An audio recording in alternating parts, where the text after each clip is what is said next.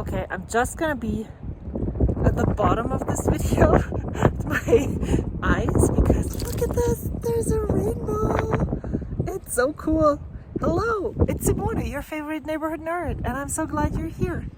Let's get onto the desk. I have some things I want to talk about.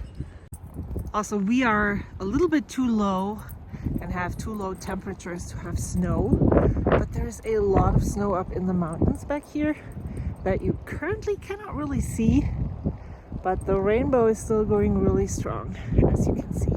It's a full one. Isn't it so cool? Hello there, it's Simone, your favorite neighborhood nerd, with snippets from my desk on February 2nd, 2025. I had a comment last time on one of my videos where someone said, hey, since you're German, why don't you pronounce some of the German names that we have so many problems with for us and tell us how they're pronounced? And I thought, well, awesome idea. I came up with 4, 2 of which aren't really a thing. But I thought, you know what? Let's just try and see how it goes. And if you have other German names that you would like me to say and help you learn, leave them in the comments down below and we can do another Learn German Stationery Pronunciation with Simone. So the first one, that's why this pen is here, is pelican. Yes, this is the name for a bird, and you are more than welcome to say it the way that it's pronounced in your language. So in English, it would probably be pelican. But in Germany, we don't say pelican to the bird. We pronounce it a little different, and that is pelikan. So you would say pelikan. It's made of 3 syllables. And I think, if I'm not mistaken, there's no pronunciation or enunciation on any of the syllables. So it would be pelikan. The second one, and I actually have 5 instead of 4. Now I don't even know how to count with my fingers, is GH. So that is a fountain pen brand that I don't even know if it's still around. When I was in elementary school, mostly people had either a Pelikan, a Schulfüller, or a GH, and that is how it's pronounced, GH. G-E, G, and then the H-A is Ha.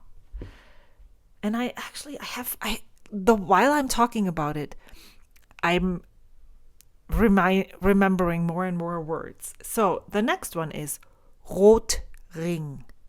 So that is another brand of, I think they're still around, but they made calligraphy fountain pens that I used as a teenager. They do still have the mechanical pencils and stuff like that. They're into technical drawing still.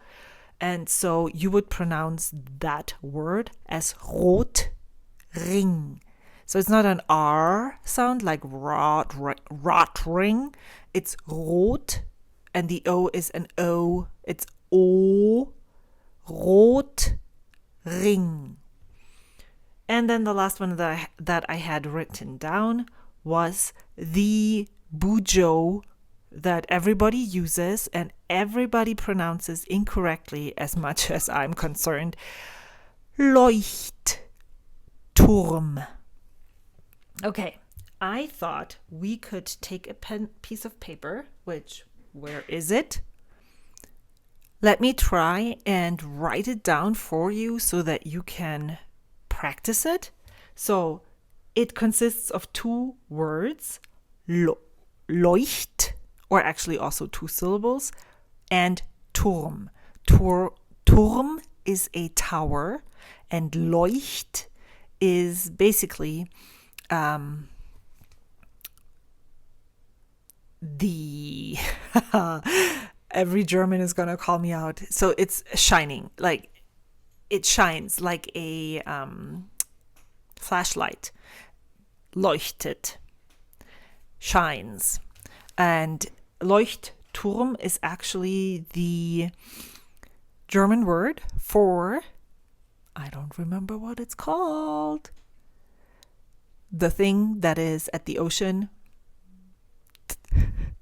Oh my God, I typed it into Google Translate, and the second I started pushing enter, I remember it's lighthouse.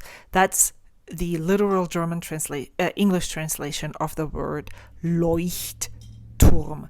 So the first syllable, leucht, you would pronounce similar to the word koi. So instead of k, oi, you would say loi. So let's do that. Let's write L, and then it's an oi. And then the CH is a sound in German that is so it comes from the back of your throat. It's a consonant, so it does not have any other well, actually it's not a consonant, is it? Well, of course. See, that's language stuff. It's a little bit, But let's try. So, and then t, leucht. And then there is a gap between leucht and Turm. So then you have leucht. And then you would say t, oo. So it's more like a long oo, tu. And then the R isn't an R as the way it's pronounced in English. It's more like a r sound. Again, it's made in the back of your neck, throat, not neck. Leuchtturm. Let's try it again together. Leuchtturm. Then the other two that I have are Kaweco and Jowo. And what happens here is that the German W is not pronounced like an English W. It's a harder sound. It's more like the English V sound. That's, if you ask a German to pronounce van and wagon, what would probably most likely happen is that they say wan and wagon, because it's almost reversed. So you all people out there do it wrong because you're using your W as it's supposed to be pronounced. Okay, so what we do is we would say K, V, ko. So one, Kaweco. And then Jowo, same thing. Jo. And we don't pronounce J like Joshua, Joe. It's yo. It's more like yo, vo. I hope this made sense. So you now know how to say Pelikan, GH, Rotring, Leuchtturm, Kaweco, and Jowo. There you go. Happy pronouncing. I'll check your pronunciation on your videos now in the future, of course. No, I'm actually kidding. It's not your language. I'm pronouncing things wrong in English all the time. So why would we be mad at each other? We can try, and that's cool. And I really appreciate the person asking. I hope this was helpful to you and you had some fun trying to pronounce all of those words. But I have something that I want to show to you now. Remember when I talked about taking the red King Jim folder apart and maybe putting it into my traveler's notebook? I actually did it for science. I decided I needed to check out if this would actually work. They are not so expensive that I'm ruining something. And I started pulling it apart. It came apart super easily. And let me present to you. here. So the only thing that's still stuck here is some of the red plastic back here, but you can see how well it came off. And I just stuck it around the elastic. This is what it looks like. So I have this folder. It's a little bit floaty, but it's totally okay. The folder, then I have this pouch here, and then I have 3 sticker release paper inserts in here. This one is from Midori that I got in the stationery selection box. These are the regular Traveler's Notebooks inserts that you can purchase. This is such an awesome sticker book now. So I can put in my sticker sheets right here.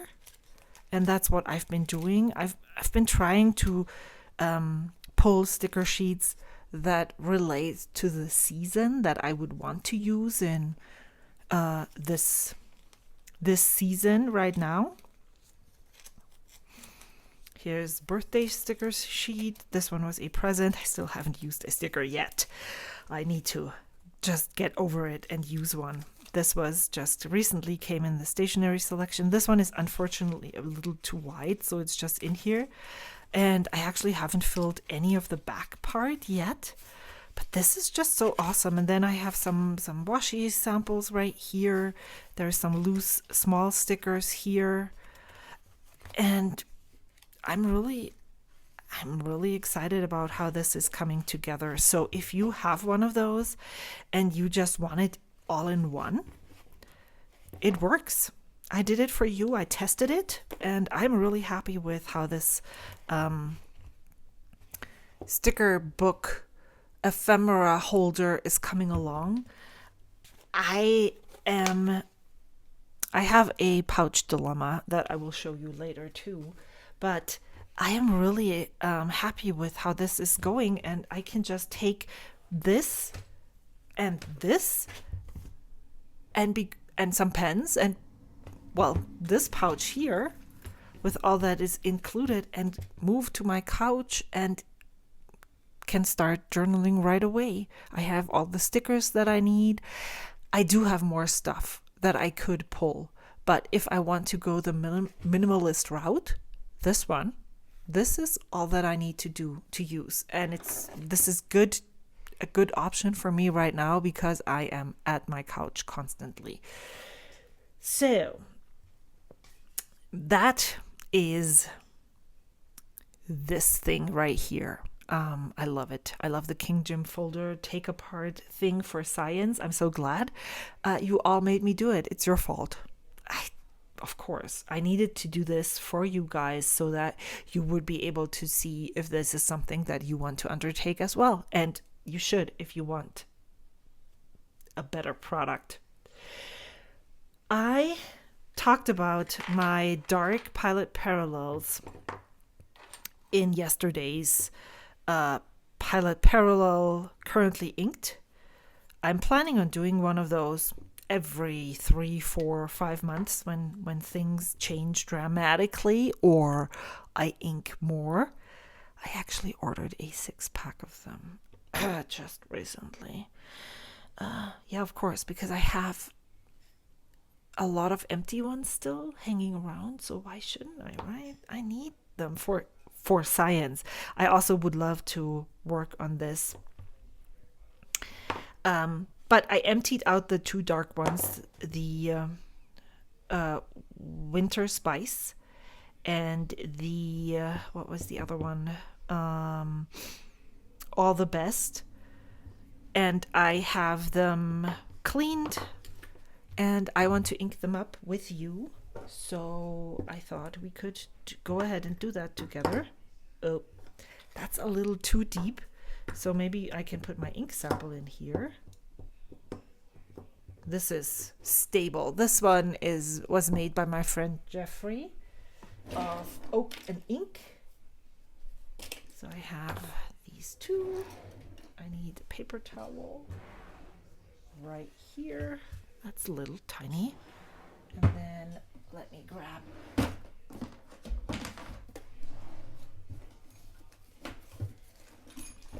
I have this one. This is my toothbrush holder from Daiso. I can put this in here and use it to ink it up. So I want to ink one with Troublemaker Milky Ocean and one with Diamine Jacaranda, which was from the Diamine Inkvent 2023. Because, of course, you know, I don't have that many lighter chromo shaders anymore because I don't like them. Or so I thought. And I gave them all away. So this is what I found that I thought I want to try. And from this here, they look fairly different, but I think they're different enough to justify putting them in here. Okay, so let me just put this in here. Yeah, I think that's good. I'm gonna use this one. It doesn't really matter which one I put on here. They're gonna be all really awesome. Okay. Lid. And then maybe if I put it down like this. Let's just use washi tape for this right here. So then I need to close this again. And then I have Jacaranda and another pen. This is what I love about these inks. You would not believe. Maybe I need to invest in some chromo shading inks, or samples at least. Because, wow, oh shoot, I made a mistake or a mess. It's right here. Let me see if I can catch it before it goes all the way down. And of course I have inky fingers now. Well, this is going really well. I think this is not as chromo shady as this one.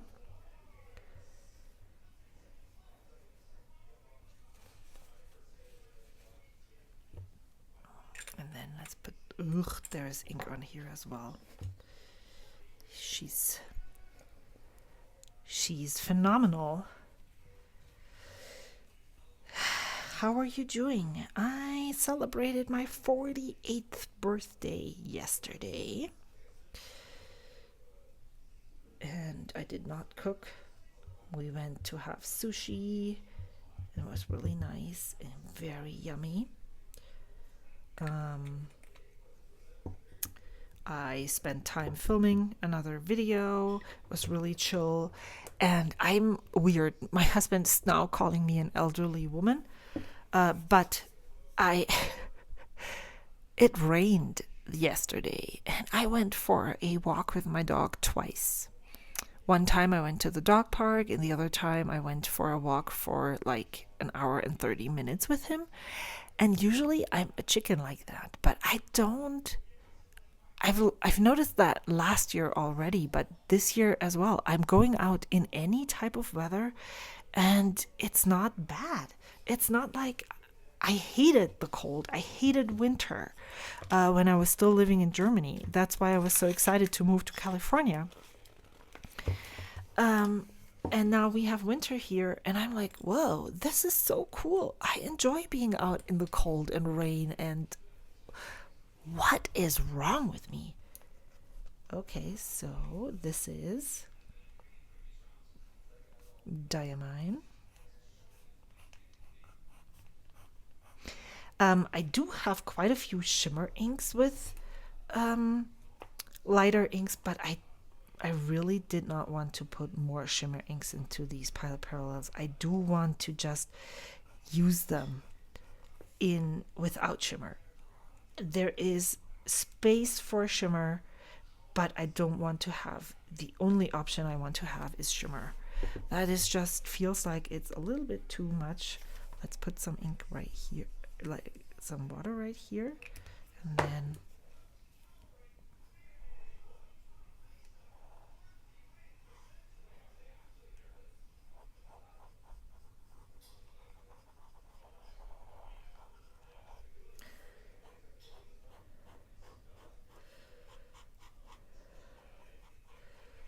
Doesn't seem like it's falling apart into different colors in the water, but I do see there is magenta behind here. I hope you see that too. So let's do the same for the other one. I like this. I'm really happy that I cleaned it out. And then here, I showed you my pen cup earlier. Wow, this wasn't clean, maybe?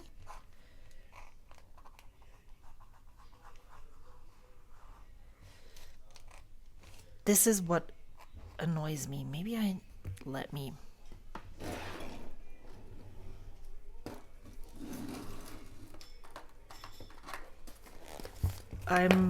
This is not what you should do. Usually, I believe you should be more, but this is just a nib that I don't really get along with well. So I'm just trying to get this here. There's something. Maybe I should even use the bigger papers. Where is it? Right here. And then... Huh? Okay, I just tried it. Oh, it's so much better. This has been the most annoying radius nib that I haven't had any others.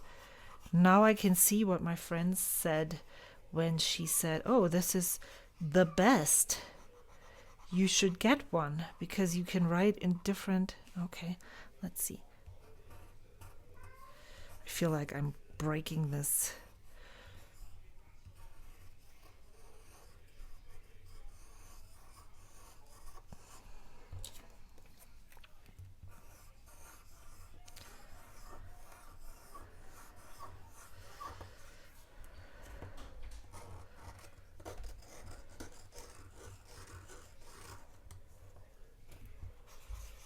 I know I should if I were to do this actually professionally, which I'm not, you would go from this grind, from the coarser grind to the smoother one instead of going backwards. But wow. Okay. This is Troublemaker.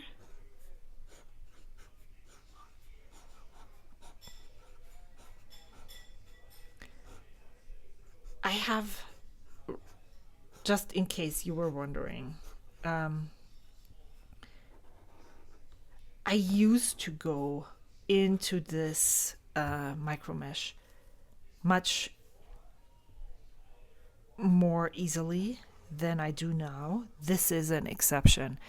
Before I use micro mesh, I actually test the nib under a loop and see if it's misaligned tines, because if you use micromesh on misaligned tines, what you do is basically make it worse than it was before.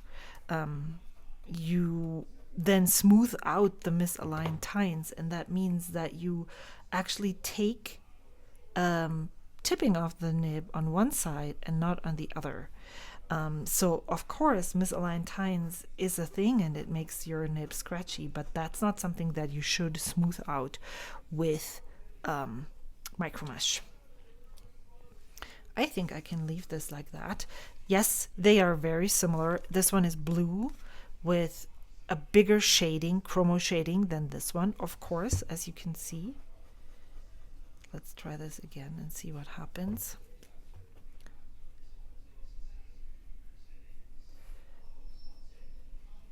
And I do really like this. Now that I have found a use for these types of inks, I couldn't be happier with having these in my stash, actually. So please send all of those samples that I sent to you back to me. I'm just kidding. I just need to find other colors and inks that are like this. Excited. I'm super excited that I have these back in rotation. Can't wait to write some letters. And yeah, this is my... Here, this is what I emptied out, and this is what I emptied out. And I think it has something to do with the fact that these are broader nibs, because I really like the Dominant Industry Winter Night in my 1.5 millimeter stub. So, not stub, parallel. All right, this stays open.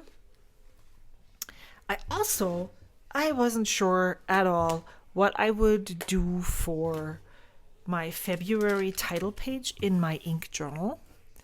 And yes, this is how it's printed. So I scanned it in and it would not really take this ink in my scanner. So I edited it on my editing software, and I think my printer is not calibrated super well. So yes, it's off. But actually, it doesn't really matter because it's the art that is the important thing and not necessarily the color correctness. At least that's how it is for me. This is going to be a free printable on my Ko-fi. But I was inspired. This was greatly inspired by, and now I have not looked up the name. Let me check. So this pattern was greatly inspired by the channel Fountain Pen Love. One of my Discord members said that he had made YouTube videos previously, and that must have been prior to me actually finding fountain pen and ink videos on YouTube, because I was not subscribed to him before when she pointed that out. And he does fountain pen doodles, and this is the circles pattern that he shared, and I was super inspired to try this and then leave negative space for the letters. And so I did some iterations, and this is what I came up with and what I liked. In January I actually did this page first, and then I did it again on a piece of paper. But for February, I just went into the piece of paper, and I am not going to recreate this in my ink journal. I'm just going to glue it in here. Not sure if this is how I'm going to move forward every month for now. Sometimes I think it's also really good to have iterations and see how it developed. Because not everything in all of this is always perfect. This is learning. And that's why I'm also totally okay with how this turned out. I'm totally okay with the scan not looking exactly the same color as this, because this is not something that I need perfection from. This is me committing to moving out of my comfort zone and trying things with my fountain pens that I haven't tried before. So this is what February's looks like. This is where I started. It was really tight and narrow here, and then the circles became much bigger. You can see that right here as well. I really like how it turned out, and I think you should try this too. I will link the video in the comments down below. If you haven't subscribed to this, I forgot his name, so I'm just gonna say this dude's video, you totally should, because you should try all the things with your fountain pens. That's what's so exciting about it. I need glue. Where is it? Maybe I'm not going to glue it in right now, but this is what this page looks like, and I love it. So, did I talk about my pouch struggle? I want this to go in here. I put one in for January here. And again, same thing. These are not the same size. They are just going to be whichever way I want. The size that is going to happen. I'm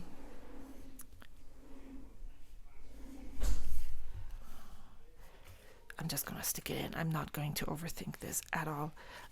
These are just going to be the size that the art piece, I'm going to call it art piece, is going to look like. And I don't want to create more hurdles for myself because this needs to be this size and then that size. This is me sharing what I'm doing without any restrictions, if that makes sense. But this is how this looks, where this goes. Let's continue. Where am I continuing to? The pouches. So I have had some really disappointing pouch purchases recently. And I just want to let you participate in my sadness, because all of those ideas were awesome, but I need to have a good think if this is the way that I want to continue. So this is a pouch that I have been using quite regularly, and I love it. I can fit about 12 pens in here, but then it's full and it doesn't zip close. And that's not really desirable right now. If I go back to maybe 10 or 9, 8, it closes nicely and it doesn't feel like the pens are under a lot of pressure. So I thought, you know what? This is so cool. Rickshaw has the koozie case. And the idea behind this is not that you don't have any of these, like, this pocket here or these pen sleeves right here. This is just a koozie case, which means it's a case for these pen koozies. And I think they say that you can fit 3, 2, 3, 2 in here really easily, and that is actually pretty true. However, what I noticed is that it doesn't open as wide as this, and that is just such a missed opportunity. I totally understand why, because you can opt to add D-rings here and then use this as a tiny pouch with a strap. Cool. Lovely. But that also makes these pens less accessible for me. There's pens right here, but there, and then here. What else? Is there other pens here? This one. And they say in their video that you can get in 12 easily. So this is 5 plus 5 is 10. But 12 is really, really stretching it. For me, in my opinion, it's even 10 is a little bit tight. It's good. It's okay right now because there's no pens in here, but it's so much harder to access, and I was quite disappointed with that. My idea was to switch over to Rickshaw pen koozies and this setup for all of my pens. But now I have to really have a hard think about it, to be honest. I contacted them and asked if it would be possible for them to, if I ordered another one, if they could use this opening for this case. And unfortunately, they can't, because that would mean they need to have to redesign this whole pouch. In my head, it's super easy, but obviously I'm not the pro here. They are, and they said they unfortunately wouldn't be able to. So, yeah, sadness. And then I've been sitting on the couch more often, taking care of Max or supervising Max. And Max is my puppy. You should know by now, but if you're new here and if you're still here, Max is my puppy. And so I've been looking for the perfect tote that can carry around my stuff so that I don't have to get up over and over again to grab this and this and that and that. And the first iteration that I had was, and I think I showed this to you in last week's or the video 2 weeks ago, a small Patagonia tote. Cool. Worked, but it was a little bit tight, and I would only get one thing in there. So I'm getting all of my journaling supplies, but I'm not putting in, I can't put in my pen pal stuff. And if I want to journal in my daily journal and bring my fountain pens, I need to take stuff out to put that stuff in. So that was kind of annoying. And then I saw my friend Jeffrey. That's why this was even, that's why he sent his happy mail to me, was because I purchased this rickshaw banzai bag from him. And this is the exact same color as Lamy Tourmaline, actually. I really like this bag. It looks really awesome. It's super nice. Let me try and... Is this possible to zoom out? No. So I really like this bag, but it does not fit my journaling supplies at all. It's super tiny.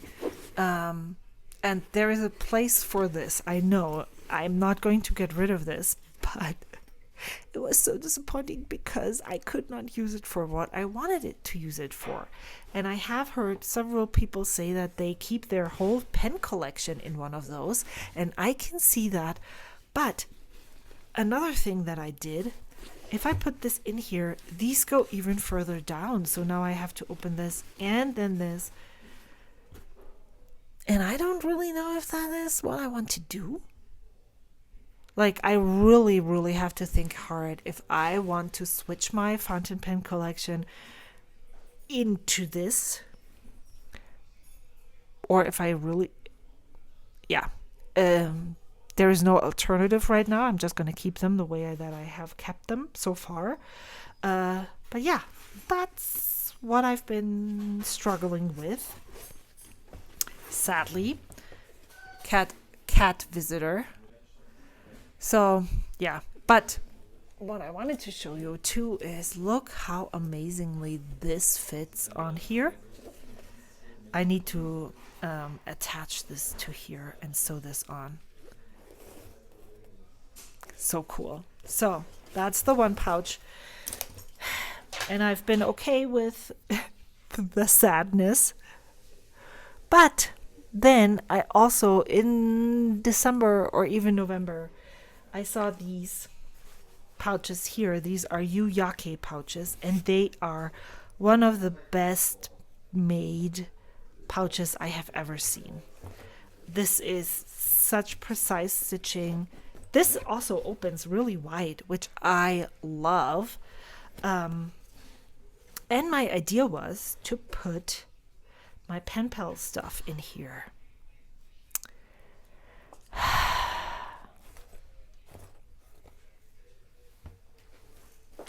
So this is where I have my pen pal stuff.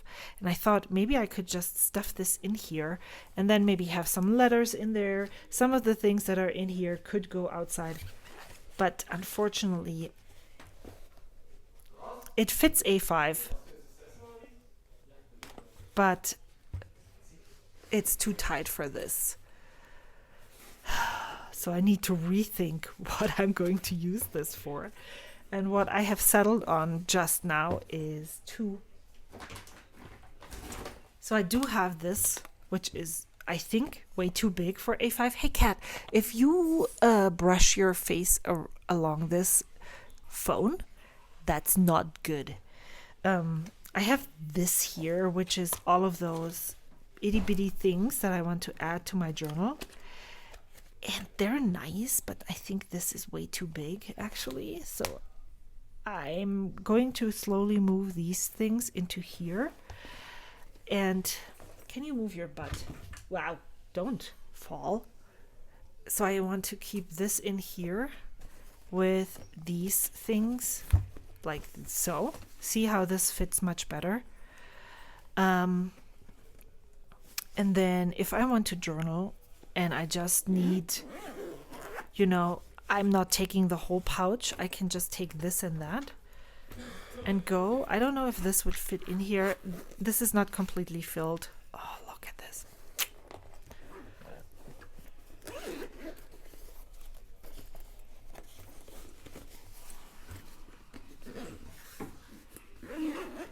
Well, this would work. So, I could take this, but also this is canvas. And if you have cats or dogs or both, or you're hairy like me, or your cats are hairy and your dog is hairy, then you need to be very cleanly and not be like me and have hair fluffing around everywhere. Because this is a fur trap. This is amazing, but it probably should be made from this type of material to survive in my house without having cat or dog hair on it. What the heck, man? Why? Why did this happen? Why is this such a struggle? These are just popelige pouches. It's okay. I'm glad that this is the only problem that I have right now. Let's talk about one more thing, because that's actually not true. I've struggled quite a bit recently with impulse control when it comes to buying things. And I've said this in another video. I'm not against buying, or I don't want to limit myself. I don't want to, put no buys in place and all of this. But I have found that I'm not buying because I think I need this. The problem is I can make myself believe that I need it, and it's like I think of it right now and 10 minutes later I already bought it.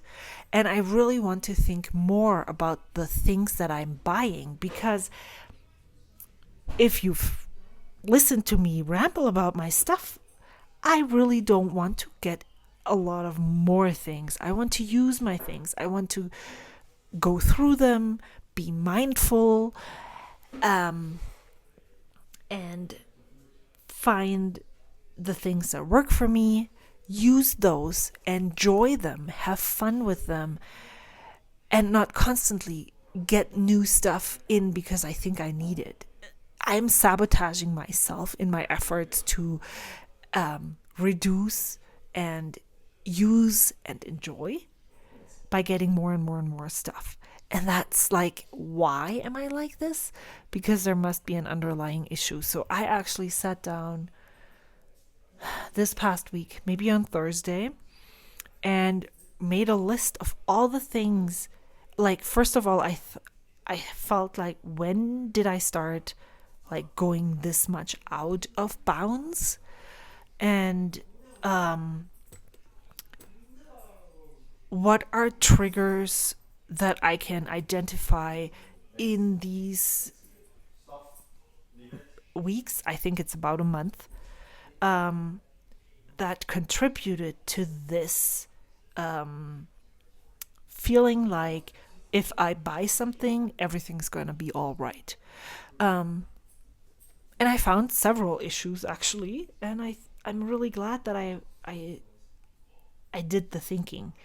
And I think the approach to going and saying, okay, well, then I'm just not going to buy stuff, or I'm tracking how often I don't buy things, would just be like a band-aid on a bigger issue. I needed to find, this was just a symptom of an underlying issue.